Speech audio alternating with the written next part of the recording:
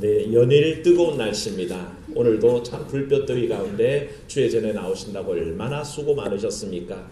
우리 주님 안에서 시원함 없는 그 시간 되시기를 바랍니다. 우리 성부, 성자, 성령 하나님께서는 늘 여러분의 삶에 참된 기쁨과 또 서늘함과 시원함을 주실 줄로 믿습니다. 좀 안 좋은 얘기부터 먼저 시작을 할까 합니다. 지난 가정의 달이라고 한참 서로 정을 주고받는 그때에 5월 8일입니다. 어버이날에 국민일보 기사가 하나 떴는데 제가 아주 주의 깊게 읽어봤습니다만 세 가지 사건을 묶어서 지적하고 있었습니다. 첫 번째 사연이 뭐냐면 60대 노모와 30대 두 딸이 지하 월세방에서 세 사람이 스스로 목숨 끊은 이야기를 기사화했는데요. 어머니는 직업이 없었고 큰딸은 지병 때문에 불치병으로 그렇게 치료비 때문에 시달리고 있었습니다. 비관하여서 결국에는 세 가족이 다 스스로 목숨을 포기하면서 돈 70만 원과 돈 70만 원에다가 유서를 옆에 가지런히 놔뒀는데 그 유서에 이렇게 써뒀습니다. 마지막 집세와 공과금입니다. 죄송합니다. 그러고는 세 식구가 그렇게 인생을 포기해버렸죠. 두 번째 사연은 충북 증평에서 한 아파트에서 40대 엄마와 4살 배기 딸이 약 4개월 동안 관리비가 연체돼서 관리사무소 직원하고 같이 경찰에 가서 그 문을 따고 들어갔더니 이미 죽은 지 4개월이나 돼서 방치되어 있었던 사건을 소개하고 있고요. 이 부인은 남편하고 사별한 다음에 생활고로 시달리다가 그걸 이겨내지 못한 겁니다. 세 번째 소개된 일이 바로 그 5월 8일 며칠 전에 있었던 일을 소개하면서 28살 된 아빠와 16개월 된 아들이 세입자랑 도대체 연락이 안 되니까 부동산 중개업자가 이제 경찰하고 같이 와서 문을 열어본 겁니다. 그랬더니 아버지는 병으로 죽었고 그 이후에 아들은 16개월짜리가 굶어서 죽은 것을 발견했다는 거죠. 이 사연을 보는데 마음이 탁 막히는 것이 아빠가 병으로 쓰러져서 죽는 동안에 아이는 배가 고파서 아마 일어나지 않는 아빠 옆에서 얼마나 크게 울었겠습니까? 계속 울었을 텐데도 아무도 그걸 들여다보는 사람이 없었다는 게 마음이 너무 아픈 거죠. 참 젊은 아빠가 생활고 때문에 부인은 떠나버리고 아들 데리고 그렇게 16개월짜리 키우다가 그렇게 생을 마감한 거죠. 이 내용들을 쭉 보면서 너무 무관심한 세태다. 이 사회가 너무 무관심해서 이런 일들이 일어난다라는 생각을 했고요. 요 며칠 전에 17일 날에 이런 사건이 또 있었습니다. 동두천에서 있었던 사건인데 4살 된 여자아이가 어린이집을 가는데 자기 집 앞에서 탈 때는 8명의 아이들이 거기서 같이 타게 됩니다. 그런데 나중에 4시쯤 돼서 집으로 연락이 와서 왜 오늘 아이를 어린이집에 보내지 않으셨나요? 물으니까 엄마가 깜짝 놀라죠. 우리 아이들 8명 같이 탔는데 무슨 소리냐고. 그제서야 뒤져봤더니 차 안에서 아이가 4살짜리가 죽어 있는 걸 발견하게 된 겁니다. 어떻게 이런 일이 있을까? 그 엄마 마음이 어떠했을까? 아이를 아침에 그렇게 인사하고 떠나보냈는데 아이는 오후 4시나 돼서 차 안에서 죽은 채로 발견됐으니 얼마나 가슴 터질 일이겠습니까? 하도 기가 막혀서 기사를 더 읽어봤더니 이런 일이 한두 번이 또 아니래네요. 2014년대에도 서울시에도 이런 일이 있었답니다. 11개월 된 아이가 어린이집 차를 타고 떠났다가 차 안에서 방치된 채로 죽은 사건이 있었고요. 2016년도에 광주의 한 유치원에서도 이와 똑같은 일이 있었습니다. 8시간 동안 그 통학버스에 갇혀 있다가 죽어버린 사건입니다. 무관심과 무책임이 만나니까 이렇게 너무 가슴 아픈 사연들이 나타나더라는 것입니다. 이웃에 대한 무관심, 사회적인 무관심이 수많은 사람들이 자기 삶을 포기하는 결과를 낳게 되고요. 담당 교사가 무책임하고 운전기사가 무책임하고 등하교를 관리하는 어린이집 관리자가 무관심하니 이와 같은 비극이 일어나는 것을 보게 됩니다. 무관심은 참 무서운 일입니다. 오죽하면 그런 말이 있습니다. 미움보다 무관심이 더 무섭다는 말이 있습니다. 차라리 미워하는 건 보고나 있지만 무관심은 아예 쳐다보지도 않는 것이니 더 무섭다라고 그렇게 표현하는 것이죠. 오늘 우리에게 주시는 말씀은 이렇게 세태에 대해서 무관심한 세태, 무책임한 세태에 대해서 통렬하게 지적하는 말씀을 보게 됩니다. 1절 말씀 읽습니다. 여호와의 말씀이니라 내 목장의 양떼를 멸하며 흩어지게 하는 목자에게 다 있으리라. 아멘. 사실 이렇게 지적하고 있지만 이건 상식적으로 잘 생각할 수 없는 일입니다. 목자가 누구 때문에 있습니까? 양떼 때문에 있는 것이 목자죠. 근데 이 목자가 양떼를 방치하고 흩어버리고 물리쳐버리고 죽게 만든다면 과연 목자인가라는 생각을 해봅니다. 시당초 양이 스스로 길을 찾을 수 있고 돌아올 수 있고 초장에 찾아갈 수 있고 물가에 나갈 수 있는 짐승이라면 목자가 필요 없겠죠. 근데 시당초 양은 그런 존재가 아닙니다. 혼자서 아무것도 할 수 없기에 목자가 세워져 있고 그래서 목자는 특출한 관심과 책임을 가지고 푸른 초장으로 맑은 시냇가로 인도해야 될 책임이 있다는 것입니다. 근데 그렇지 않다는 것입니다. 성경이 지적하는 목자는 목장의 양떼를 죽이는 목자입니다. 양떼를 다 흩어버리고 돌보지 않는 목자라고 했으니 이 목자가 도대체 왜 있어야 하는지를 알 수가 없다는 것입니다. 철저하게 양떼를 향해서 무관심하고 철저하게 양떼를 향해서 무책임한 목자가 오늘 하나님의 지적을 받고 있는 것을 보게 됩니다. 오늘 말씀은 좀 더 잘 이해하려면 이 말씀이 갖고 있는 예레미야의 상황을 우리가 좀 생각해 봐야 되는데요. 우리가 읽고 있는 게 지금 23장 아닙니까? 근데 22장 한 번만 넘어가 보십시오. 앞장으로 한번 넘어가 보시면 1절에 표제어가 뭐라고 되어 있습니까? 유다 왕의 집에 선언하다. 사실은 유다 왕의 집들의 심판을 예고한다는 뜻입니다. 이 집들이 온전히 하나님 뜻대로 살지 않기 때문에 하나님께서는 심판을 예언한다라고 그렇게 우리에게 말씀하고 있는 거죠. 그래서 5절 말씀을 보면 이 유다 집들에 대해서 어떻게 한다 그랬습니까? 끝부분에 이 집이 황폐하리라 그렇게 심판을 예고하고 있죠. 유다 집들이 그렇게 심판을 예고를 받고 있습니다. 10절 말씀에 보시면 뭐라고 제목이 되어 있습니까? 샬룸 왕에 대하여 말하다 그렇게 되어 있죠. 살룸 왕에 대해서 말하고 있습니다. 살룸 왕에 대해서 심판을 예고하고 있는 겁니다. 살룸 왕에 대해서 심판을 예고해서 12절에 그 결과가 어떻게 됩니까? 12절에 있습니다. 잡혀간 곳에서 그가 거기서 죽으리니 이 땅을 다시 보지 못하리라. 이게 살룸 왕에 대한 심판 예고고요. 13절부터 시작에는 여호야김에 대해서 심판이 또 예고되어 있죠. 13절에도 바로 여호야김에 대해서 심판을 예언하면서 19절에 뭐라고 되어 있습니까? 읽습니다. 그가 끌려 예루살렘 문 밖에 던져지고 나귀같이 매장함을 당하리라. 아멘. 24절에도 되어 있습니다. 뭐라고 되어 있습니까? 여호와께서 고니야 왕을 심판하시다. 이스라엘 마지막 끝에 말기에 가면 여호야김 왕이 있었고 그 아들 여호야긴이 있었습니다. 하나는 김이고 하나는 긴입니다. 이 여호야긴 왕은 그 아버지하고 김자 긴자 하나만 다르죠. 여호야김의 아들이 여호야긴인데 그 다른 이름이 고니야 왕이라고 그렇게 부름을 받습니다. 그도 역시 똑같이 심판 예고를 받습니다. 28절에 뭐라 그랬습니까?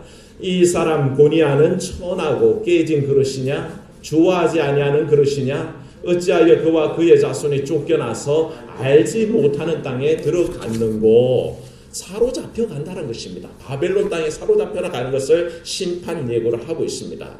바로 이렇게 유다 왕조 유대 말에 왕들이 온전히 목자의 역할을 하지 못할 때에 왕으로서 하나님의 택한 나라 이스라엘을 하나님의 뜻대로 다스려야 되는데 그들은 우상 숭배했고 그들은 하나님의 뜻을 실천하지 않았습니다. 공의로 다스리지 않았고 정의로 다스리지 않았습니다.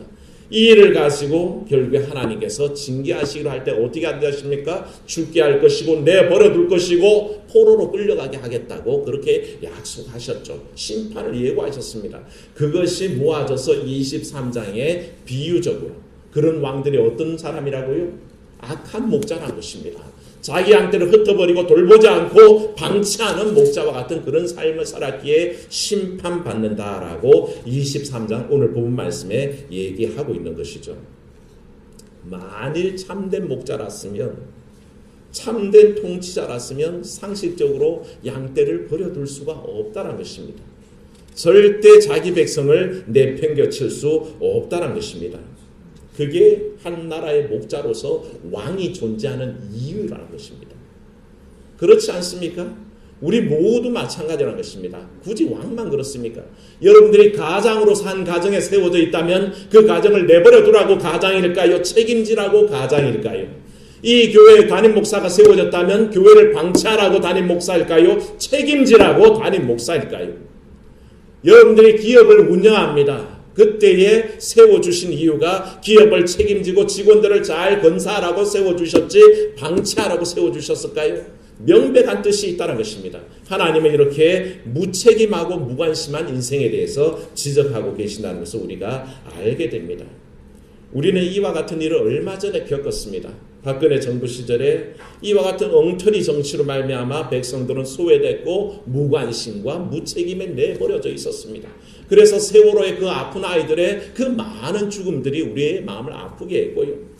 말도 안 되는 엉뚱한 사람에게, 참으로 비선실세라는 최순실 같은 사람에게 정치를 맡겨두고 결국에는 방치했다가 나라가 대통령 탄핵이 통과되는 사상 초유의 일을 겪지 않았습니까? 그렇게 하고도 한 나라의 통수권자라고 절대 얘기할 수 없다는 것입니다. 다시 정리합니다. 목자는 양을 위해 존재합니다. 왕은 백성을 위해 존재합니다. 위정자도 백성을 위해 존재합니다. 결코 백성은 왕이 고열을 짜내는 대상이 아니란 것입니다. 절대 위정자의 권력욕과 야망을 위해 국민이 있는 것이 아니란 것입니다. 그야말로 양떼를 버리고 흩어지도록 방치하는 목자는 불성실하고 부도덕하고 사악한 목자라는 것을 우리가 알게 됩니다. 그런데 하나님은 이런 현실을 버려두지 않는다는 것입니다. 특별히 하나님께서 택한 백성을 방치하시는 법이 없습니다. 이스라엘 백성, 하나님 택한 백성을 세워놓은 왕들이 방치하고 흩어지게 하고 죽음 가운데 내몰고 있는 그 상황 속에서 하나님께서 찾아오신 줄로 믿습니다. 사랑하는 여러분, 이 사실을 믿으시기를 축원합니다. 인생은 책임 속에서 자기가 무책임하고 무관심하게 방치하지만 하나님은 결코 그런 분이 아닙니다. 하나님 그 이스라엘의 현실 속에 찾아오셨고 간섭하십니다. 4절 말씀 같이 읽겠습니다. 시작. 내가 그들을 기르는 목자들을 그들 위에 세우리니 그들이 다시는 두려워하거나 놀라거나 잃어버리지 아니하리라. 여호와의 말씀이니라. 아멘. 주님께서 목자가 되어 주신다는 것입니다. 우리 가운데 오실 것이고 절대 다시는 잃어버리지도 않고 흩어지지도 않고 온전히 참된 기쁨과 평안으로 모아주시는 역사가 있다라고 선언하셨습니다. 사랑하는 여러분, 참된 목자가 계심을 믿으시기를 축원합니다. 누구십니까? 우리 주님께서, 예수님께서 말씀하셨습니다. 나는 선한 목자라. 믿으십니까? 주님은 우리의 선한 목자십니다.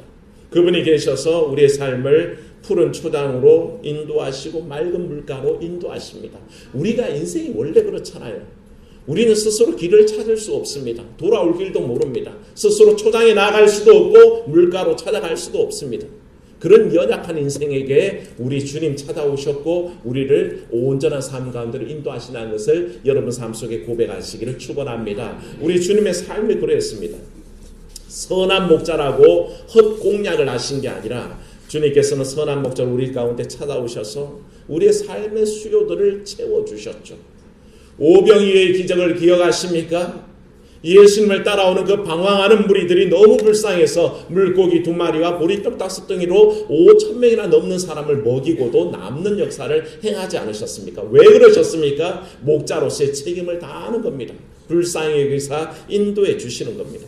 모든 질병을 고치신 주님을 믿으시기를 축원합니다. 주님은 버려두시지 않았습니다. 질병 가운데 마치 목자가 양떼가 앓고 있으면 그 코에다가 기름을 부어 넣어서 고치고 그 머리에 기름을 부어서 고치듯이 그렇게 예수님은 선한 목자로 우리의 모든 질병과 우리 환난을 고쳐주시는 줄로 믿습니다. 그분이 바로 선한 목자라는 것입니다. 그 선한 목자가 우리 가운데 찾아오셔서 우리 삶을 인도하시니 사랑하는 여러분, 여러분들이 양떼라고 고백하신다면 이 선한 목자의 인도하심을 받으시기를 축원합니다. 그 길밖에 없습니다. 양이 스스로 혼자 나가면 길을 잃게 되고요. 스스로 혼자 나가면 골짜기에 떨어지게 돼 있고요. 스스로 나가면 악한 짐승에게 먹힐 수밖에 없다는 것입니다.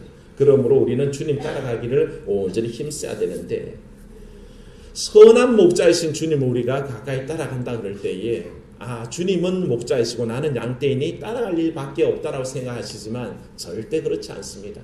오늘 우리도 각 위치에서 목자로 세워주신 것을 여러분들이 자각해야 됩니다. 특별히 이 교회는 세상에 대해서 목자의 역할을 맡고 있습니다. 이 교회는 세상을 책임질 이유가 있습니다. 주님께서는 교회에게 세상을 맡기셨습니다. 그래서 할 일이 너무 많죠. 무관심하거나 무책임할 수 없습니다. 사랑하는 여러분, 우리 현적교회는 영혼 살리는 교회가 되기를 축원합니다. 이 일에 힘쓰셔야 합니다.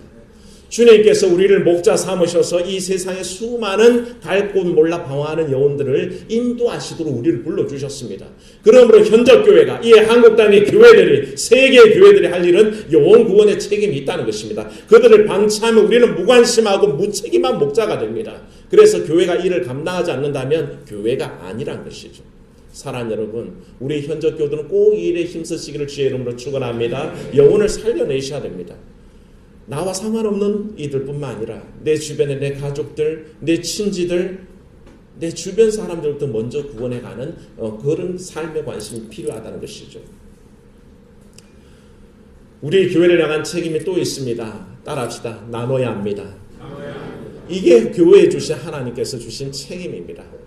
절대 무관심하거나 무책임할 수가 없는 일입니다. 이 땅에는 나라님도 구제 못한다는 가난한 이들, 질병 속에 있는 이들, 슬픈 가운데 빠진 이들이 있지요. 그들에 대해서 우리는 결코 눈 감을 수 없습니다. 이런 분들을 교회가 방치하면요, 그야말로 무책임하고 무관심한 교회가 된다는 것입니다. 이 모든 일들을 위해서 교회가 힘쓸 때에 교회가 하니 나는 빠져야겠다, 천만에요. 교회가 구성원이 누구입니까? 우리 자신들인 것을 믿습니다. 우리가 참내에서 일에 함께 해야 된다는 것입니다. 영혼 구원의 문제, 이웃을 섬기는 문제 모두 교회와 더불어서 그리스도인으로 부름받은 우리가 힘써 일할 일들이라는 것입니다. 이게 교회에 주신 목자의 사명으로서 우리가 감당할 책임이라고 그럴 때에 여러분 각자에게도 하나님께서 목자로서의 삶을 주셨다는 것입니다. 회사의 직장 내에서 자신에게 주어진 책임을 유기하거나 방치할 수 없다는 것입니다. 참된 크리스찬들은 성실히 일해야 됩니다. 직장에서 칭송받아야 됩니다. 저 사람은 대단해. 저 사람은 역시 그리스도인이야. 남들을 위해서 헌신할 줄 아는 사람이야 하는 그 소리를 들어야 됩니다. 그래서 책임 있고 관심 가지는 그런 사람으로 살아야 되죠. 가정에서 마찬가지입니다. 부모로서 자녀로서 자기의 위치를 온전히 지키시는 여러분 되시기를 바랍니다. 부모 되신 여러분, 부모의 위치를 지키십시오. 부모가 온전히 먼저 기도의 사람으로 서 있어야 되고 믿음 안에 충만한 사람으로 서 있어야 됩니다. 부모가 흔들리지 않으면 자녀도 흔들리지 않습니다. 자기의 위치를 지켜가는 부모의 역할이 필요합니다. 어린 자녀를 이렇게 양육하는 성도 여러분, 부모로서 자기의 직무를 방치하지 마십시오. 어린아이들을 함부로 내굴릴 것도 아니고 그 영적인 삶을 방치할 수도 없습니다. 그 영혼을 교회로 인도해내고 주님 앞에 온전히 서도록 인도해야 할 그런 귀한 역할이 주어져 있다는 것입니다. 가장은 가장 도리를 해야죠. 열심히 일하고 열심히 벌어온 돈으로 가족을 부양하는 일이 책임져야 하는 일입니다. 주부는요, 주부의 일을 감당해야 됩니다. 여보, 빨리 좀 해. 그럼 본인은 누워있나요? 그럴 수 없다는 것입니다. 여보, 쓰레기 갖다 버려! 마님 한번 모시고 사는 느낌이, 여기 갑자기 막 공감하는 남자분들이 몇 분 계신데, 물론 도와주죠. 남편이 성심성의껏 그 일을 돕습니다만 자기 할 바는 자기가 감당할 필요가 있다는 것입니다. 교사는 교사로서 학생들에 대한 책임을 완수해야 됩니다. 여기 교사 선생님도 오늘 오후에 헌신 예배를 드릴 텐데 내 아이가 몇 달 동안 결석하는데 신방 한번 하지 않고 전화 한번 하지 않으면 무슨 교사로서의 자격이 있습니까?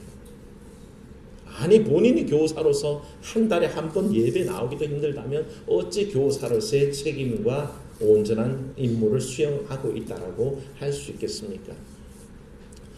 오늘 말씀 속에서 23장 여호와의 말씀이라 내 목장이 양떼를 멸하며 흩어지게 하는 목자에게 화 있으리라 할 때 이건 어떤 왕에게 하는 얘기도 위정자에게 하는 얘기만도 아니란 것입니다. 바로 우리에게 주신 말씀인 것을 믿으시길 축원합니다. 내가 내 목장을 방치하고 있다면 내 양떼들을 방치하고 있다면 우리도 여기에서 자유로울 수 없는 사람입니다. 그러므로 사랑하는 여러분, 그리스도 안에서 하나님 앞에서 온전하게 성실하고 온전히 신실하고 온전히 정직하게 자기의 삶을 감당하시기를 주의 이름으로 축원합니다. 은혜로우신 하나님 아버지, 무관심하고 무책임한 세태를 통렬하게 비판하시는 우리 주의 음성을 듣습니다.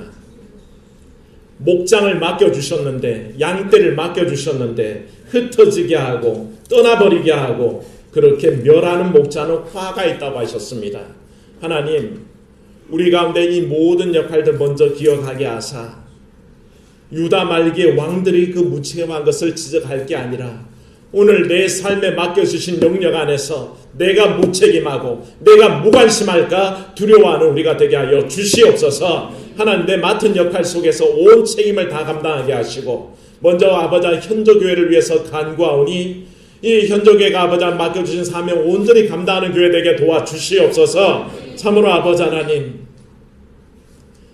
우리가 교우로서 직분자로서 맡겨주신 직분들 잊지 않고 수행하게 도와주시옵소서. 유기하고 방치하고 무관심하고 무책임하여서 그저 아버지 나에게 맡겨주신 양떼와 같은 것들은 다 흩어지고 있는데 그저 나 하나 뱃속 차리고 이속 차리고 남아있다면 어찌 우리가 목자라고 부르겠습니까? 하나님, 우리 가정에서 우리 직장에서 우리 사업체에서 우리가 맡겨주신 목자의 역할을 감당하게 하여 주시옵소서. 내 아들들 유기에 두고 방치에 두고 무책임하고 무관심하게 있으면서 내가 마치 목자 역할 다 감당하는 듯이 착각하지 않게 도와주시옵소서. 부모로서는 부모로서의 할 일이 있고 가장은 가장으로 살 일이 있고 주부는 주부로 살 일이 있고 자녀는 자녀로 살 일들이 있습니다. 자기 책임 안에서 온전히 역할 감당하여서 온전히 아버지 하나님 주 앞에 섰을 때에 칭찬받는 우리의 삶이 되도록 주여 인도하여 주시옵소서. 주 예수님 이름으로 기도하옵나이다. 아멘.